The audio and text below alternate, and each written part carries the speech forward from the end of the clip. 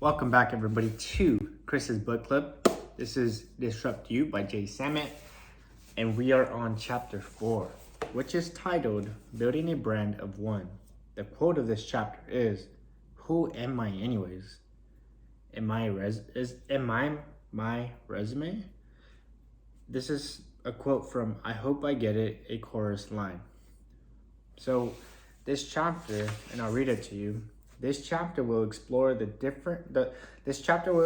ways disruptors think about their professional selves and how they approach the business world, pinpointing opportunities for disruption to help build their careers. It will also describe how recent disruptions in our business landscapes have transformed the way people can promote themselves and their company. To succeed in business, one must see oneself as a brand of one. The links in your personal value chain constitute your unique brand. The research and development links are defined by your education, your previous work experience, and the sources you pursue to find a job in the first place. The work you do is quality and content, makes up the design and production links. The way you present yourself professionally constitutes the marketing and sales links in your professional value chain. And where you work, with whom you work, and where you devote your professional energies determine your disruption link. Think about your professional value as a combination of these links in the chain. If you are struggling to get a job or you are ready to make a career transition, all you need to do is target the link ripest for disruption. So this chapter, basically titled Building a Brand of One, is you. You are building you. You are a brand. You're literally me. I am Chris Ramirez. My brand is Chris Ramirez. I'm the only Christopher Ramirez who has this unique DNA, the blood that it's going through my system, the way my heartbeat beats, the way I speak, the way I see, everything that's going on within me belongs to just me, right? So that is me. I am a brand, meaning you are a brand as well. Now this story goes into how this chapter gives examples of how one industry up and rising, making so much money, but once the chimes changed, that industry no longer began to exist. It ceased to exist. And an example would be like the music industry. Back in the day, you would need to go into a record label, get a record label or a record company, those who could just label your music and promote you just for you to be heard. And you have to go give them your demo and just wait for you to be accepted. But now in this era, in 2021, you have platforms like Spotify, platforms like YouTube, Apple Music, areas where you could just promote your own music, Instagram, Twitter, you name it. These social media platforms are your own methods of promoting your music, promoting who you are, promoting your brand. So it's no longer like back in the day where you have to go give your demo just to be heard. Now you could just put your music out there and just watch somebody. Especially now with TikTok, if your sound is just so unique, you're gonna have tons of people just making videos up about your music or using your music for their videos. That itself goes to show you that you need to be a disruptor. It doesn't matter how much work experience you have in this one field, and I'll use retail as an example. If you have 20 years of retail experience, and for whatsoever reason, retail brick and mortar disappears, you need to find how you use that experience, your successes, into a different field, into a different industry. How can you use that? So this chapter goes into ways such as continuing your education. And I highlighted a quote. The quote is, "Lifelong learning is no longer a luxury, but a necessity for employment." So this reason why is because Just because you have 20 years of retail experience that you've earned from 1980 to the 2000s, you took a break and you're trying to go back into seeing if retail still exists. What worked then is not going to work now. Maybe some things right here and there, but not your whole book of my success from 1980s to 2000, right? Not all of that book is going to be useful. Parts of it, yes, but parts of it, no, right? So one also thing here says, learning new skills contributes values to the research and development link of your personal value chain. But how you communicate those skills constitute your marketing and sales link. Getting noticed and differentiating yourself from your colleagues is only half the battle. Crafting the right language to describe your accomplishments is also critical. Most applications are scanned by recruiters for only a matter of seconds. With your entire career at stake, every word needs to be carefully chosen to sell your unique story. The most important tool you have on your resume is language.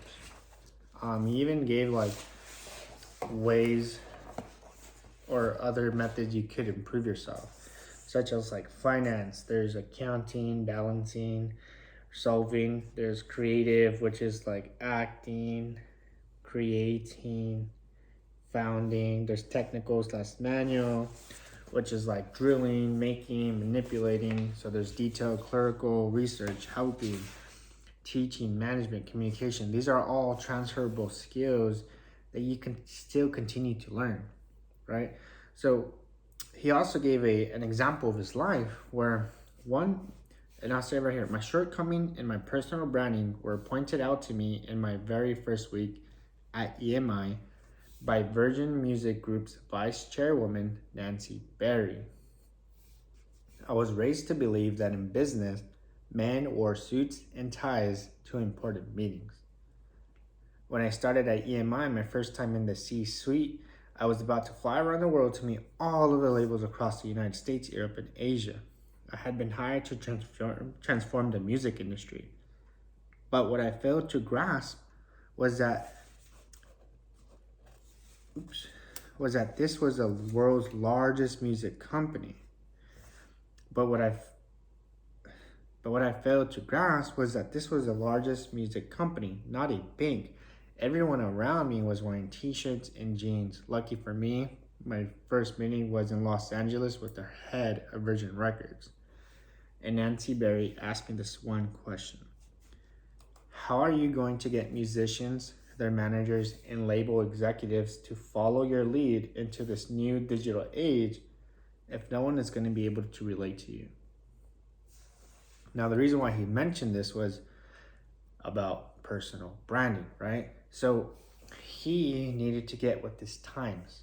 He needed to see that what worked for a different field might not work for the new field he's going into. Now, this is important, and the reason why I say this is important because even nowadays, the audience you're trying to capture, you gotta find a way to relate to them. The more you relate to people, the bigger your audience is gonna grow.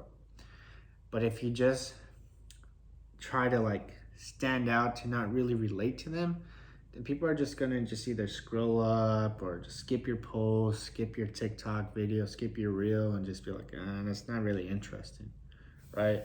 So part of building your personal branding is adjusting to times. If the race against diminishing capital defines a startup company, the race against time defines the brand of one. Personal promotion. Personal branding is especially challenging. You may work at many jobs in your life, but you only have one career. Even if you change directions, as Giddens and Milken did, you need to believe in core values that make you believe in yourself. Now, these two, Giddens and Milken, I'll give you the story of Michael Milken. He was the most powerful man on Wall Street, a smart, driven trader whom Drexel Burnham once paid $550 million. However, He served time in prison because the government filed a 98-count indictment against him.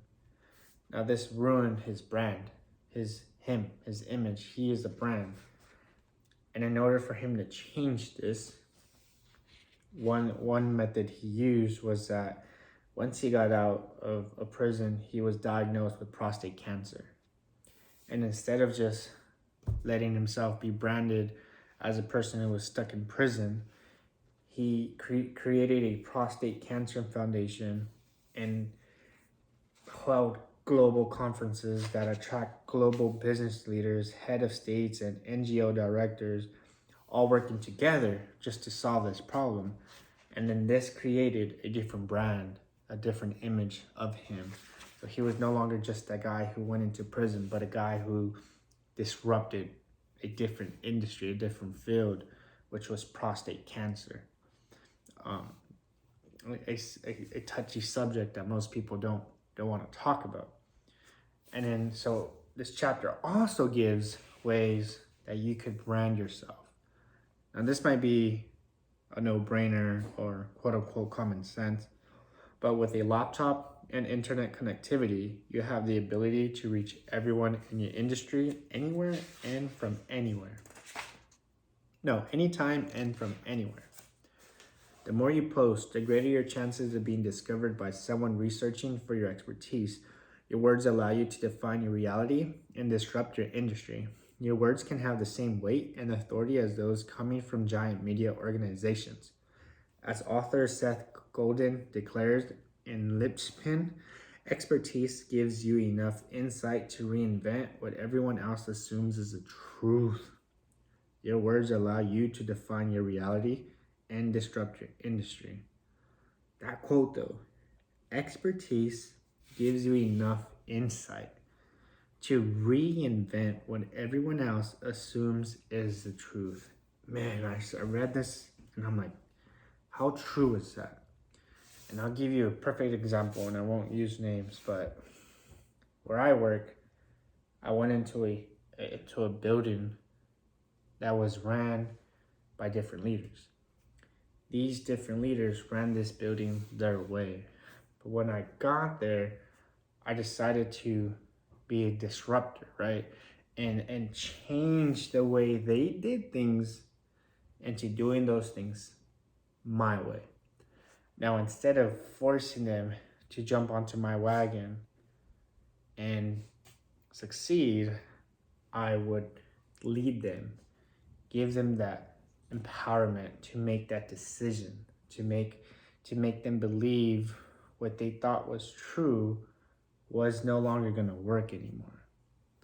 So when they were assuming that it's going to continue to work and it failed them, they came to me and asked me, you know what? My way didn't work. Can you teach me your way? And I love this because a lot of us get stuck with what used to work in the past. But what used to work in the past, it's going to get outdated. It's no longer going to work anymore. Whether because of ambition or circumstance, every career gets disrupted. The era of the gold watch and guaranteed pension is no more. No multinational company or industry is safe from disruption. But the very same tools that are changing the corporate landscape can be harnessed to provide you with more opportunity for growth and success than has ever been available to the individual. To succeed, you must build your brand of one. And by staying actively aware of your personal brand and the tools available to quickly give yourself a reboot, you will always have the ability to change yourself, your industry, and your world. And that was it. That was the final line of that chapter. But think about it. You got to build you, right? You just got this one life you're living in right now. How are you going to elevate yourself? How are you going to grow? How are you going to change things? Become that disruptor. Again, this book, right? Disrupt You. The reason why I'm talking about this book is to get us, right? Us to change and to reaching our goals, our dreams, to becoming that millionaire, that billionaire, that trillionaire. But in order to do that, we need to be disruptors. We need to understand when times change. We need to understand how to lead. We need to understand how to build ourselves, our brand, how to get ourselves out there, how to be seen, how to be heard, how to be followed. We got to learn to be leaders. So learn to be disrupted. And that's why this chapter was so important, because once you identify that you are a brand, you need to take care of you. You got to take care of your brand and make your brand known. You got to be like Coca-Cola. And once someone says Coke, they think of Coca-Cola like that. A lot of people won't really necessarily think of Pepsi, won't think of Sprite. They just think straight to Coca-Cola, right? You got to be able to make your name known. You are a brand. You are a brand. So Chris Ramirez, when people think of Chris Ramirez, what are they going to think of? Are they going to think of every average Joe or every average person? Or are they going to think of somebody else, that one low-income kid who grew his way into a trillionaire, right? And so far, I have accomplished so many things to get me out of that low-income category, but how am I going to continue that? What am I going to disrupt? And this chapter itself too, like if you're looking for another job, you got to stand out. You gotta find disruptive methods. There's this one example, one story he also gave about a person about himself, right? Where he wanted to work his dream job so bad, but every time he applied to the job, he would get denied. And the reason why he would get denied, because other people with much more experience, well, they were looked over him because he had zero experience into a new industry he wanted to go into. But what he did to be a disruptor was he posted a sign and of a job posting, and he put a very detailed, dreamy job, and he watched people apply to it. And the people that applied to it, he see where they were leaving, and if there was that industry he was trying to go into, he would send a letter to the recruiter or to the hiring manager and be like, hey, in case a position opens up, I'm the right guy. Like that itself, right? Instead of just waiting for a job posting to be posted and to apply to it and waiting for that job posting to close and waiting for that interview, he skipped all that by just going on to it, setting this fake job posting, recognizing this person wanted to leave, got that person to leave, and took that person's position.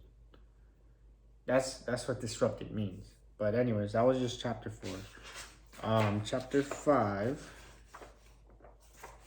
disruptors at work and the value of entrepreneurship. I haven't read this one yet, so can't give you any sneak peeks. But again, if you like this video, like, subscribe to the channel, bring more people to this book club, bring more world changers. I mean, this world needs it. And if we're going into that metaverse world, then we need to be ones to create our own metaverse world instead of letting someone else in charge. Man, someone's already in charge, right? We live in the United States where the government has a lot more say over us, rules and regulations. But when it comes to the metaverse, you don't want that same thing, right? You want to have that freedom. So don't let Facebook be that control. Don't let Facebook limit you. A lot of people, that's a different topic. But anyways, like, subscribe to this book club, and that's it. Thank you for watching this video.